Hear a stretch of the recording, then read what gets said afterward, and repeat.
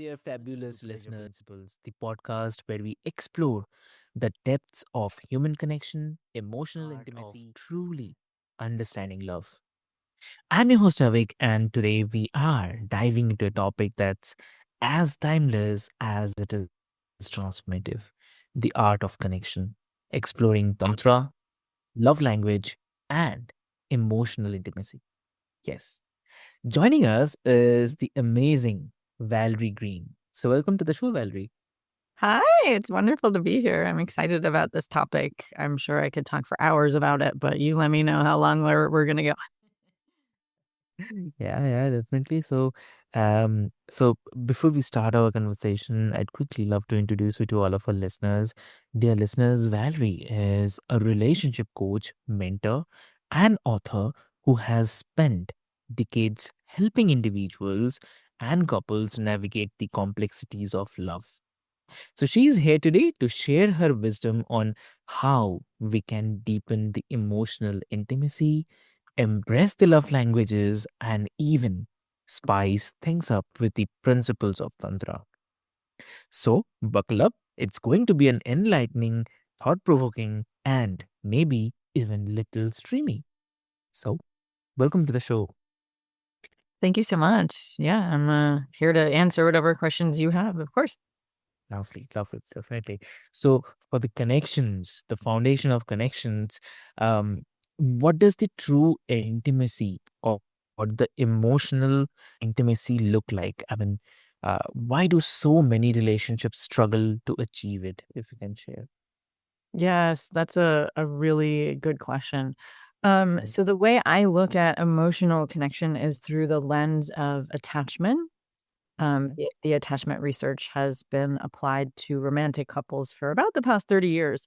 And what they've determined is, unfortunately or fortunately, depending on how your childhood was, um, that the way that we felt emotionally connected to our parents as young children is the same way that we have the ability to or the desire to connect emotionally to our romantic partner, especially after marriage. Because what happens is we have what's called an attachment system in our brain, uh, which is always monitoring how emotionally connected we feel to our attachment figure. It's the same emotional center in the brain that it applies to both our romantic partner and to when we were really little with our parents. And that's because it codes family. This is family. And this is how emotionally connected I feel to family, including our spouse. And so the good news is if you felt when you were little that you could open up about your feelings and your parents were empathic and they really supported you in getting your needs met, then you have what's called a secure attachment style. And then you find it easy to have an emotional connection with your romantic partner as an adult. But for the other approximately 50% of the population, although I think it's actually more than that, but that's what the research shows, we fall into three types of insecure attachment. The good news is, because I'm a coach, not a therapist, um, the way that I look at attachment is that it's a belief system and it's a skill set. And so we can learn the skills of how to be emotionally close as an adult and then have the deep emotional connection that we want with our partner because it's all learnable skills. It's just about, first of all, identifying what are my unconscious beliefs, because that's where it starts about what is love, where did I learn that, what is emotional closeness, where did I learn that, and then learning the skills of the two main skills of building secure attachment are what the researchers call learning how to be a safe haven both for your own emotions and for those of your partner, and a secure base. So of course I can explain what that is, but when I work with clients, I help them to reprogram their beliefs so that they have the beliefs that are in alignment with secure attachment, which is that, um, it's okay to need my partner in an interdependent way without being needy and like really clarifying what that is. It's okay to be vulnerable and I can accept my own vulnerability. And I have the courage to be vulnerable with my partner. And then when they're vulnerable, I can validate their feelings rather than argue if I don't agree. That I can see my feelings and needs are valid and their feelings and needs are also valid, even if they're different. And that we could learn how to give each other empathy and validation and reassurance that we care and love each other, because reassurance, if we have an avoidant attachment style, is something that occurs as really scary. So it's all about reprogramming those limiting beliefs. And then once we do that, because I use a variety of ways, coaching and neurolinguistic programming to reprogram beliefs, then it's about learning the skills of empathy, of really validating my own feelings first, because that's where it has to start, especially if we have avoidant attachment. Usually we don't pay attention to our own feelings. And for the person who has anxious attachment, it's learning how to self-soothe so that we don't have to get reactive when we're triggered. We can actually regulate our nervous system and then learn how to be vulnerable in a way that draws the other person in to emotional closeness. So that's kind of the gist of why it's hard, is just because of our programming from childhood usually. Or it could be a wound that we had in a previous relationship, like let's say we were cheated on or betrayed in some way. Then it's about working through and grieving and learning how to develop trust and to kind of redo our blueprint of who we're attracted to. Because usually, if we're attracted to people that are not trustworthy, it's also a wound to heal from childhood. So I also do the inner child work. But as a coach, I always focus on building the skills first. That I think that's one of the main differences between coaching and therapy, if that makes sense. Yeah, definitely, definitely. Thanks for sharing this. And also, the love languages in real life. How important is it to understand our partner's love language? Like, can we truly bridge the gaps, like, if they differ? Absolutely, yeah, and, Gary Chapman's best-selling book, talks all about that, the 5 love languages. I think there's more than 5, it's really about learning the nuances. Like, for example, my main love language is quality time, according to him, but it's, not just spending quality time, even if you're not doing something else. Like he says, quality time is not like watching TV together because you're not actually connecting. Quality time is like having dinner together or going for a walk together. And for me, it's additionally, specific than that. Like, for me, and it's just because in my childhood, my parents were very loving, but there wasn't a lot of empathy. So, Mm. my love language is that when I'm feeling a feeling that, my husband can help me figure out what it even is, because I mean, there's times when I'm still not sure, and I need his curiosity to figure out what's going on, and then give me empathy. Like, that really turns me on a lot, So it's really figuring out what is it that makes you feel deeply loved. And I do agree that, there's the Gary Chapman's categories of the 5 are a good place to start. So those are just in brief, if you want me to explain them. There's quality time, which I just mentioned. Then there's acts of service, which is doing things for each other. My ex-husband actually said that his, ex-girlfriend was, like, really swooning when he used to do the dishes. Um, and, it's like she just loved feeling like she didn't have to do the housework and he'd do it for her, and that made her really feel really loved, so, like, that's acts of service. And me and my ex-husband are actually still friends too, so, I mean, that's a whole 'nother skill set, but anyway, and I'm happily married now. Um but the third is, and these are not in any particular order, words of affirmation. So that's appreciating each other and encouraging each other and telling each other what you love about each other, giving compliments. Like some people are just really turned on by that, Yeah. and feel really loved by that. Um, and the next one is gifts. But it's not necessarily a superficial gift. It's thoughtful gifts. Really getting to know the person and what their preferences are, and that when they open the gift, that they feel like, oh my God, this person really understands what I love, and this is so meaningful to me, like that kind of gift. And then the fifth is touch, which some people really, really get open-hearted when they receive touch, and that doesn't just have to be sexual touch, although obviously it includes that in a romantic relationship, but, foot rubs or massages or holding hands are what makes that type of person feel loved, and so, there's no right or wrong about it.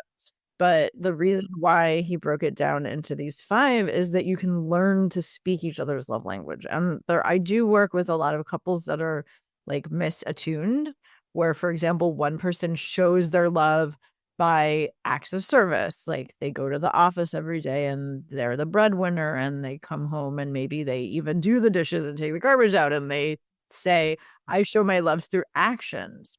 And that's wonderful. I mean, if the other person's love language is also acts of service, then that'll make them feel really loved. But what if their love language is quality time? And so that's actually like really um a lot of times uh, they'll not realize that and argue because the person and let's say the person who is giving acts of service, let's say they also need words of affirmation, they need to be appreciated for what they're doing, and they get confused about why the person whose love language is quality time isn't appreciating them, and that's a big misunderstanding.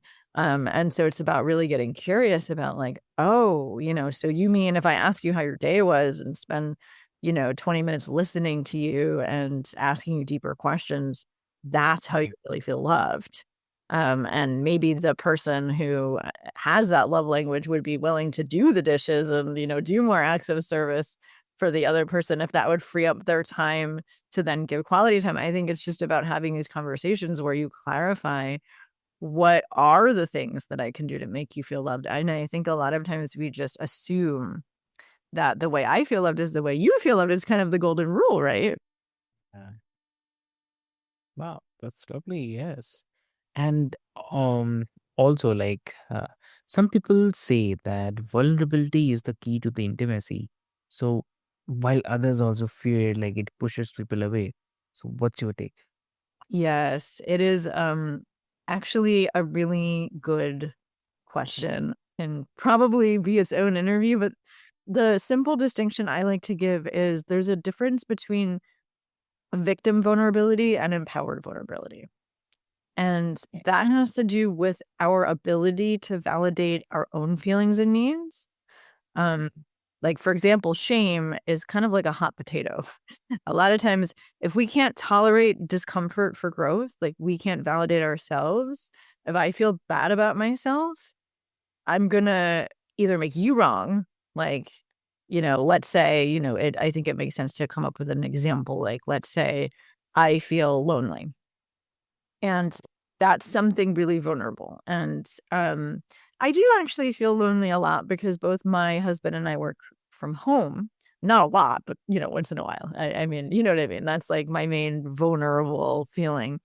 Um, and we both work from home, and he is currently a vice president of his division. So he's extremely busy, and I'm an entrepreneur. So I'm pretty busy too, but I actually have more downtime. And so if I don't have the ability to self-soothe and I feel shame about feeling lonely, then I'll make him wrong. Then I'll say, because I don't wanna feel shame, right? Because so that's like the victim vulnerability. If I'm blaming him and saying like, "You spend too much time working. Why can't you spend more time with me? I feel lonely. You need to, give meet my need for quality time," etcetera.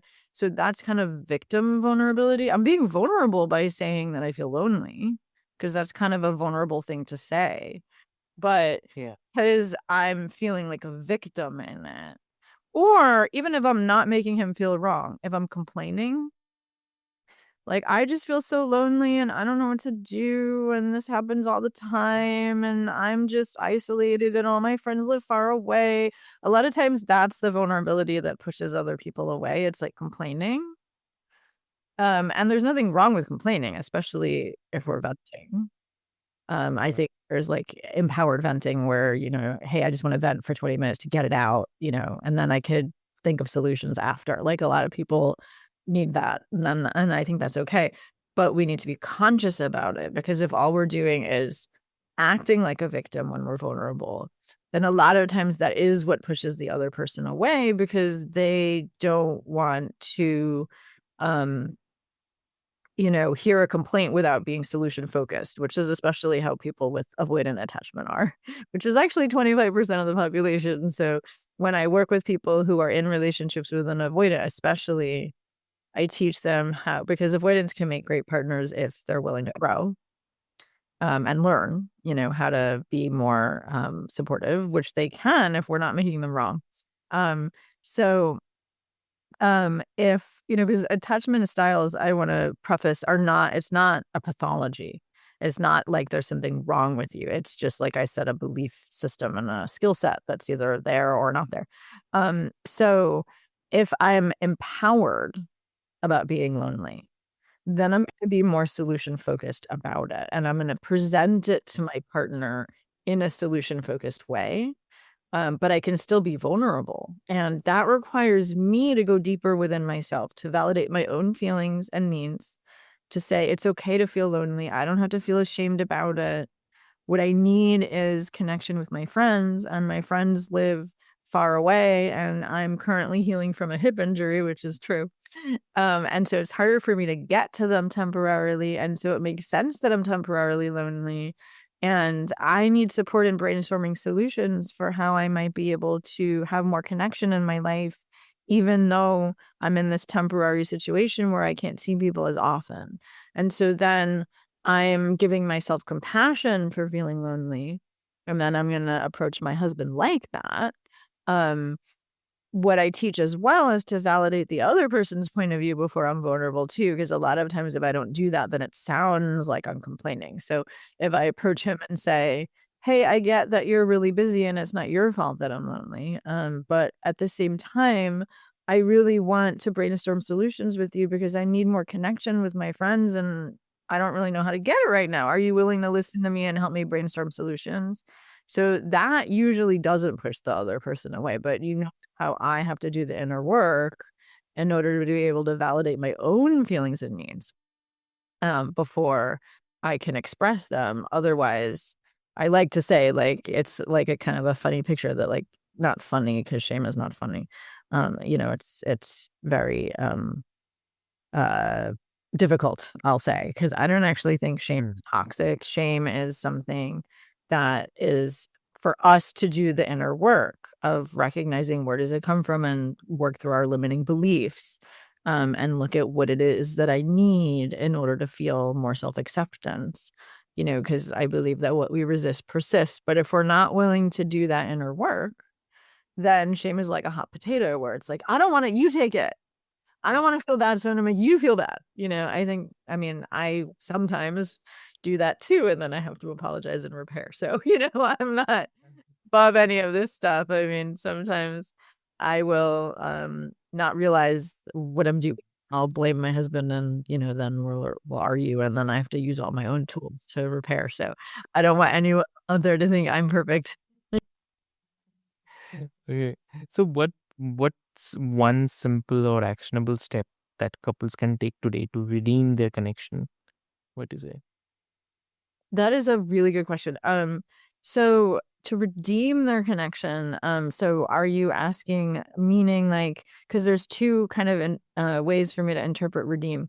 One way could be kind of if the passions died and you're kind of living like roommates. And the other could be to redeem, like you feel like there is a argument that you haven't resolved or you're like in recurring conflict. So yeah, so which of those 2 scenarios? Because I think they're kind of different solutions. Mm. So, so for both only, if you can share that, I guess uh, there will be both kind of people. Mhm. Yeah, yeah, thank you. So because I do think that they're different solutions. So because a lot of couples will, get together and there's a lot of passion in the beginning of the relationship, and then they have kids and life gets in the way. And, they're busy parenting and working to support the family and doing housework and, all their responsibilities of being adulting, and then they lose the emotional connection. And then it's really important to make time. That's, I think, everybody's love language is quality time to some extent. And if you don't have a lot of time, I encourage people to ask each other deep questions on a daily basis, like not just how was your day, but what was your favorite part of your day? Or what are you most proud of? Or, what were you struggling with today that you can use support with? Or what did you feel sad or angry about today that you want me to hear how you felt and validate it? Like those kinds of questions. Um help you feel emotionally connected, and then learning how to listen to each other and validate each other and encourage each other, because that's the safe haven skill of secure attachment, is learning how to empathize and validate and give reassurance for your partner's feelings when they're feeling unpleasant feelings. Because I like to say unpleasant feelings rather than good or bad feelings, because if we judge a feeling as bad, we repress it, right? And so it's learning how to give each other empathy for our feelings and needs. That's the safe haven. And then the secure base is making space to encourage your partner to grow and to support who they're becoming. And that's also equally important if you've grown apart, because especially a lot of couples run into empty nest syndrome if, they have kids and then the kids leave their house and then they don't know what they're standing for anymore. And so it's learning how to live at the edge of our comfort zone, so to speak, and still keep learning and growing and sharing how we're learning and what we're learning and how we're growing with each other, to stay inspired that, there's more. Like the attachment research shows that people who have secure attachment are actually able to take more risks out in the world, because they know that if they make mistakes, that they'll be met at home with someone supportive who can help them lick their wounds and get back out and then get back on the horse again, so to speak. Um, so that's the secure base component. And so learning how to ask the questions of like, what do you want next in your life? And how can I support you in who you're becoming? And, what are you growing into? And like, do you have a hobby that you want to cultivate? And how can I support you? And so really making time to ask each other deeper questions. And even if you're really busy and with young kids, I still think it's important to go out on a date night once a week. Even if you're doing a babysitting share, if you can't afford a babysitter, if, you are able to watch a friend's kids for a night and then they can watch your kids when you go on the date. I really think that that's extremely important, because otherwise you don't have enough time to connect deeply. So that's my advice for couples where the passions just died and you've grown apart. Um, for recurring conflict, I was trained in the late Sue Johnson's emotionally focused therapy, even though I'm a coach, because she herself called it emotion coaching, which is basically teaching each other how to fight if you're in a cycle of recurring conflict. The most common cycle is where the anxious attached partner is kind of going on the offensive because they notice that you feel disconnected and they're trying to solve the problem and say, you don't spend enough time with me, or you don't do this, or you don't do that. But they don't know the skills of self-validation and self-soothing and regulating their nervous system and, learning how to speak in the way that I said before with the empowered vulnerability. So instead, they'll, talk about what they don't want. And then the avoidant attachment partner hears it as a complaint, and then they get more distant. And then the anxious partner will chase after them, and the avoidant partner will then usually get critical, like, you're acting immature, or go into the other room and, calm down and come back to me when you're calm. And so you get in this cycle of recurring conflict where the more the anxious partner is on the offensive, the more the avoidant partner is on the defensive. And then obviously the passion dies as well, because you're just arguing. And so the way that I solve that is, Sue Johnson wrote an amazing book if you're not willing to, or you don't have time or resources to work with a coach, called Hold Me Tight. Um, and it's about how to identify the cycle that you're in so that you see how, oh, you're not actually the anxious partner needs to learn how to self-soothe and then see that the reason why the avoidant partner is acting so distant is because they feel criticized and pushed away. And that's because of the way that the anxious partner is communicating. And so learning how to communicate in a more empoweredly vulnerable way and validate the feelings and needs of the avoidant partner. And the avoidant partner needs to learn also how to express their feelings and needs and legitimize that feelings and needs are okay, because usually they just want to be more intellectual. And it's about learning how, when the anxious partner is actually able to be vulnerable in an empowered way, how to validate their feelings and come up with solutions together, have this interdependence rather than independence, because usually um, avoidance or hardcore independent, like, that's your problem, you have to deal with that on your own, and, that's not what marriage is about, but it's about not making that belief wrong, because interdependence is kind of a paradox, like, we do need to get this is my problem, and I need to deal with it on my own, in addition to getting support, so it's kinda like when I work with people, I help to validate both points of view and then help them harmonize. Perfect. Lovely, lovely. Great. It's a really great conversation. So, I mean, thank you. A huge thank you to I'd say Valerie. So, for sharing her profound insights and practical wisdom, dear listeners. And dear listeners, remember that love isn't just something we find, it's something we build. So, whether you are exploring the Tantra, love languages, or the art of deep connection, the journey starts with the awareness and the intention. So, if you have enjoyed today's episode, please share it with someone who care about and leave us a review. And do not forget to hit that subscribe button for more enlightening discussions on the love, intimacy, and the pleasure. So, with this, thank you so much. Thank you.